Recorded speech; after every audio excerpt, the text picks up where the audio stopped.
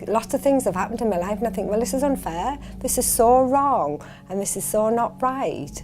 And then I thought, well, I'll have to speak out, I'm going to have to start saying things.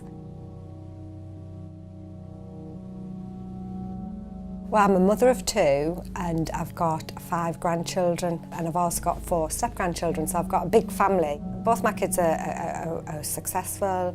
One did an apprenticeship and went off and became a welder. And my daughter, in her later life, did her degree and went into mental health nursing. Now she does long 12-hour shifts, and then to pay 5 days childcare, it would take most of her wages. So I made a conscious decision then, thought, well, I'm going to take a day off work so I don't earn the potential that I can in order to help her. And then obviously I've got a big commitment to work, and I always feel like I have full responsibility at home as well, as in, you know, you pay the bills, you do the shopping, you do the cleaning, and you do this, that and the other. So my life is just hectic and full, and it's very rare that I get like a 5-minute break to think, right, I'm just going to sit down and read the Take a Break or something rubbish like that. I was late going to university, so I didn't graduate till I was, I think, 31, 32. Before that I was an army wife, and I think these are where I've got all my views about equality in women. So I went to Germany and it was very male-dominated society, and my husband at that time was just what's called a gunner, so it's like the lowest rank in the army, a gunner. And so as his wife, I wasn't able to do a lot of things, as in I was the wife of Gunner Foster at the time, and so I couldn't get a good job, I couldn't go to the mess, I couldn't, you know, go off camp and do anything. I was only 19 at the time, so I was quite restricted in my role, and it was always because I was the wife of somebody. So I stuck it out for 5 years, I had my children, whatever. I came home, got a degree, got first class honours in that, did my masters, and started working in the prison service for a number of years.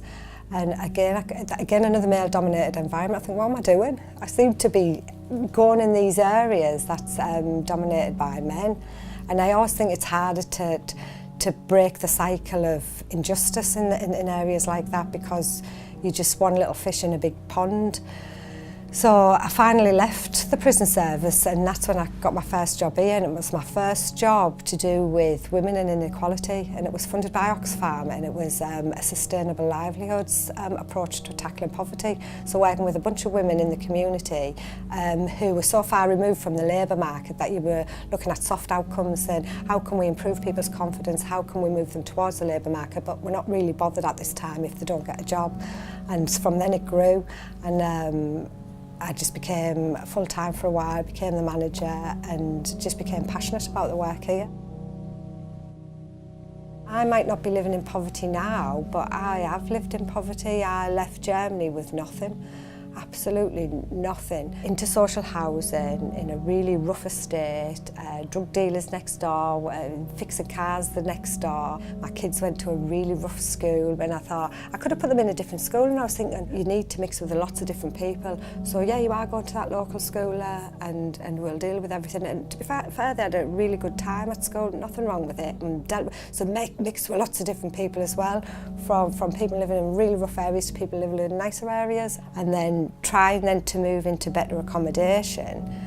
That was, you just see all the injustice all around there, like you couldn't get out of this house. And then the really bad thing that happened to me was my husband at the time, like everything was in my name, so he had a car, this, that and the other, lots of things in the house.